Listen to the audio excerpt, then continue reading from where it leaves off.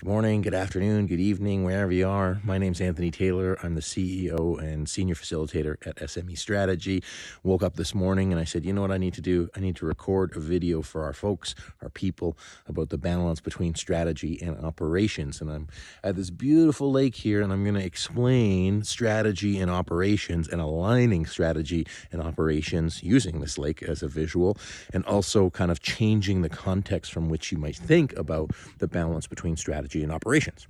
Also, we get this question so much, both from our clients and from people who don't work with us. We're going to be launching an implementation course sometime next year because we just want to be able to put it into content, but we're just busy with other stuff right now. So, and subscribe to make sure you get notifications on that. Stay on our email list to make sure you hear about it when it comes out.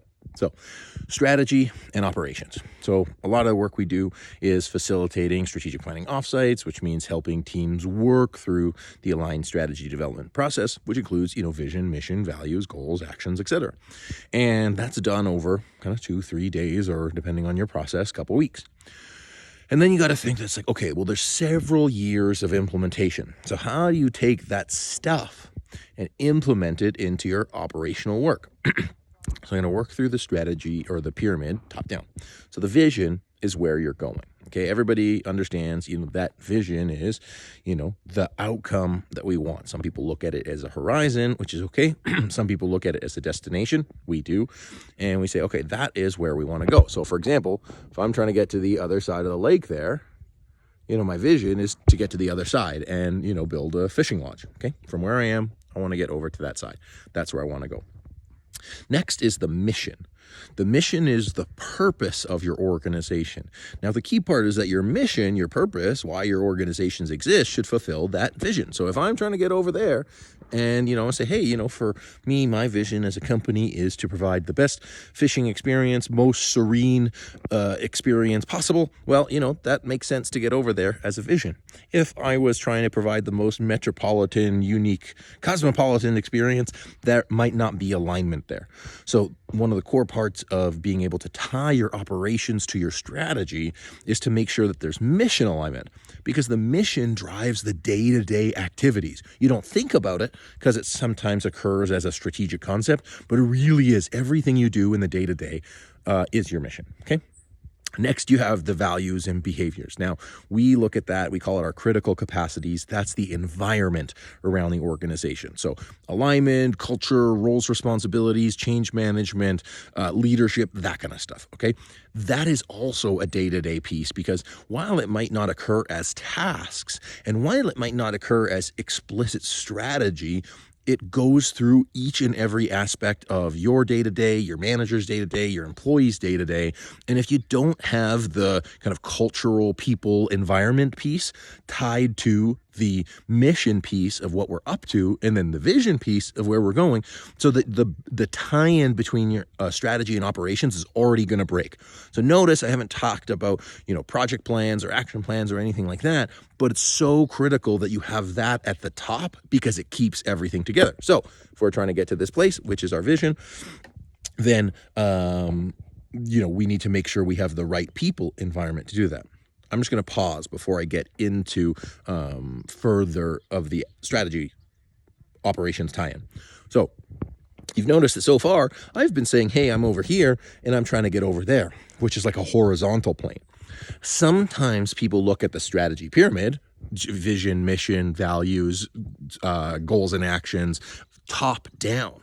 So a way to think about it, instead of saying, hey, 30,000 feet is the vision, on the ground execution is the actions, which I explained a lot like that. One way to think about it is where we are now and where we want to get to, then you have it on a horizontal plane. The actions that you take day to day are the things that move you left to right or forward towards your vision. If your vision's over there and you're over here, what are the actions that you need to take in order to get there? So just a subtle, different way of thinking about it. Instead of 30,000 feet on the ground, so top down, you're actually looking at it left to right, so you can kind of do it more aligned with how most people walk and move, but also how kind of time flows. Okay, so we talked about vision, we talked about mission, we talked about values, then we have strategic priorities.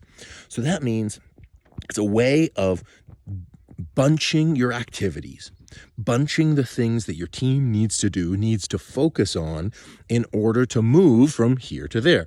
Now, because it's going to be really hard to say, hey, we're doing everything all at once, psychologically, human beings have a hard time understanding that. So you want to put it into priorities.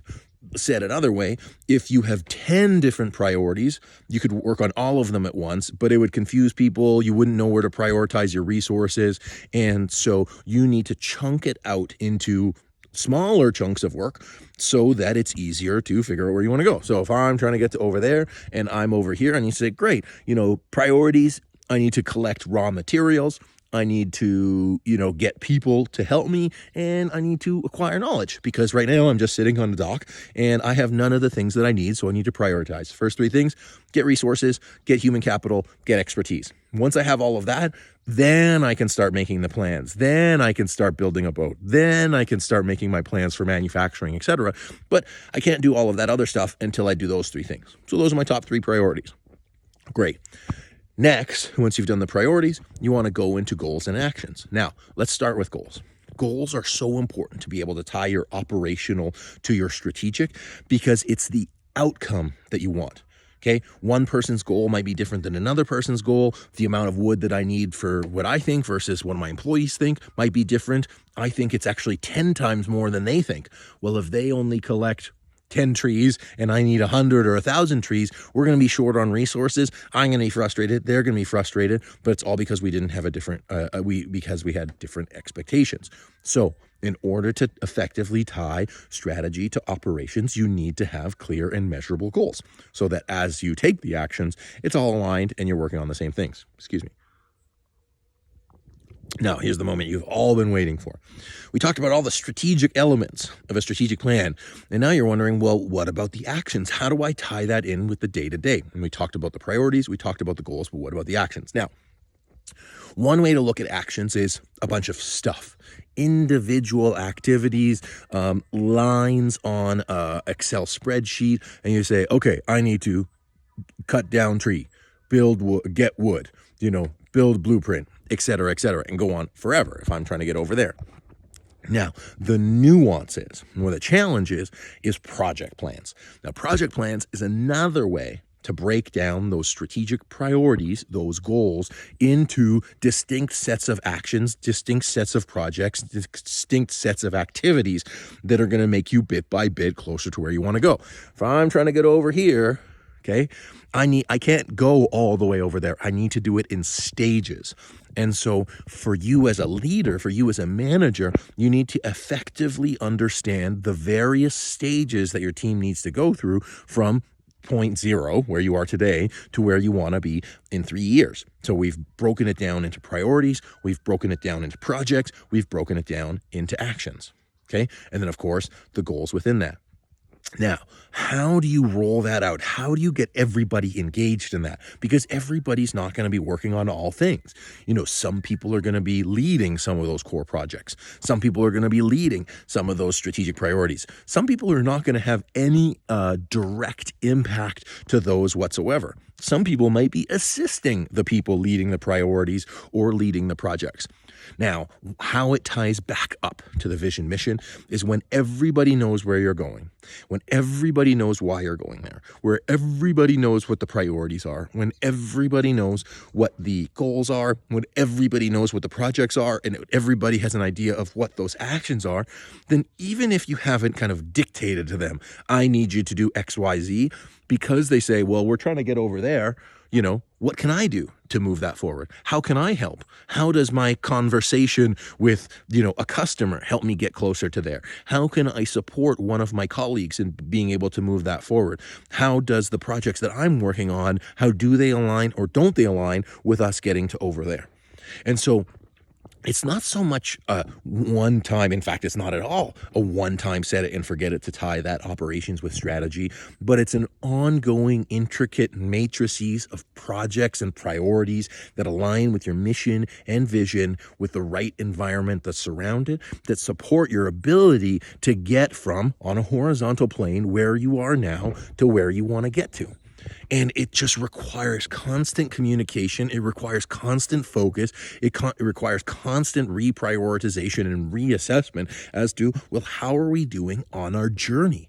A vision is just an endpoint on a journey, but you and your team need to be really clear about what that endpoint is and how everybody in their own way, big or small, can contribute to that journey. That means engaging with people outside of your organization to let them know where you're at and where you're going and what your needs are. It's about going internal and making sure, hey, is everybody sure on where we're going and what do you need to be able to make that happen? And so the tie-in between strategy and operations is complex, okay? I won't say it's simple, but it is a few distinct things. First, figure out where you're going, the outcome that you want. The strategy, those are the prioritization things. Those are the things that you're focused on.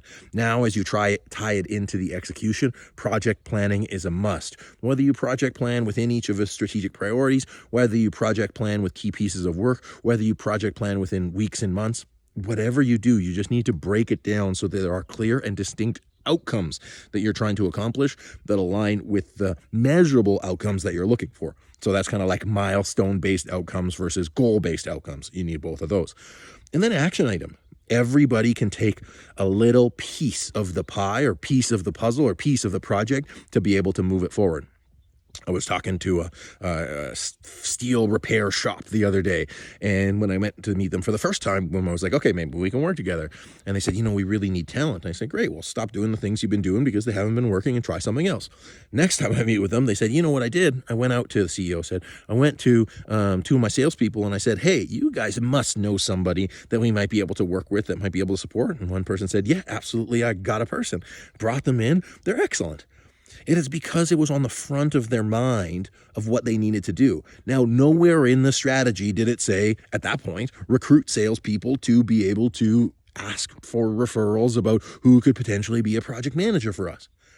But because the outcome was so clear, we need 10 people to be project managers or to be able to work for us, be welders, because that there was a space to be able to think about it. Okay, what can I do? Then that immediate one conversation action then told the salesperson, oh, okay, we need more welders. We need more project managers. Salesperson says, okay, I'm going to go talk to this person. It wasn't in the plan. It was just broad enough that they knew that that's what they could do to move the plan forward. So why projects, why strategies succeed is you need to have them distinct and you need to know how people can contribute to them. If you know what the vision is and you tell people how they can contribute to it, then you're going to get to your destination. So long as you know where your destination is. Because if one of us is trying to get there, one of us is trying to get here, and one of us is trying to get here, we're going to spin around in circles and we're not going to end up in the right place. So there's a lot more nuance to project implementation. There's a lot more nuance between tying strategy to operations if you want to get granular on any of those things. Milestones, project management, project charters, any of those things. Now, we do offer those things as part of our courses. We offer it for our clients. But all you need to think about for now, to tie in strategy and operations to finish up, is make sure that the little bits of work, the projects, the priorities align with your mission, that you have the right environment to support it, and then it's ultimately getting you to a place, and then start moving left to right as you move forward on your vision. So hopefully that helps you better understand a tie-in between strategy and operations. Hopefully it helps you have a conversation with your team about it, and hopefully it sets you up for 2023 as you move forward some of the biggest goals that you have for your organization. So thanks for watching. I appreciate you subscribing to the Leaders Digest newsletter. I appreciate you watching all of our stuff from SME Strategy. If you're seeing this on YouTube, be sure to subscribe, and I'll see you next time. Take care.